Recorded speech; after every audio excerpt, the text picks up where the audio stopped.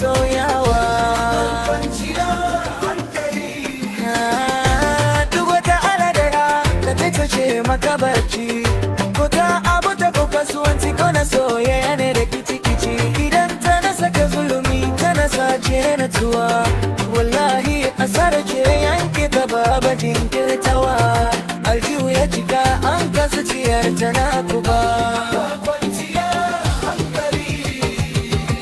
Nisanci abin da ke rusa maka babban buri, kada ka bar shirir tarban da ta kawo maka hururi. Namiji mai tari baya bari na hankali ya karkata, duk abin da ba zai kai sheka ga nasara ba ka barta.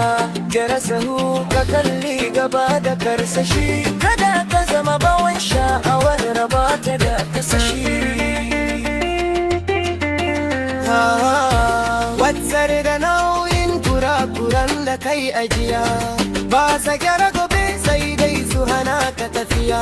Tunanin baya mai zafi guba ne ga ruhinka, goge shi gaba da ya ka sanya farin ciki a fuskarka. Jiya ta wuce ya wuce kaddarar da ta kai da ita, gaba ita ce gida can ne ya kamata ka karkata.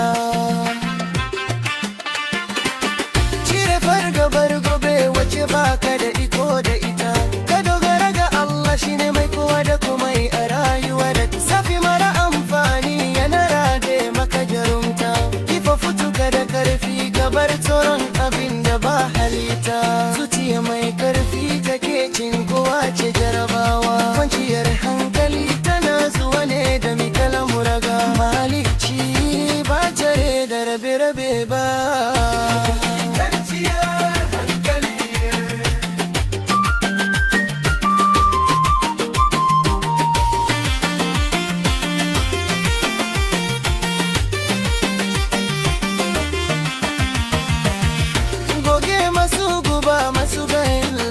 Korafi masu kashe gwiwa waɗanda ba su san daraja su, gaskiya da lallafi mutum mai bakin ciki. Tota kuzarin ka yake yanke alaka da su, ka nemi hasken da zai baka kwarin gwiwa na yi. Wanke majalisar ka sanya mutane masu haske, waɗanda za su tura ka gaba su sa kofofin nasara su bude.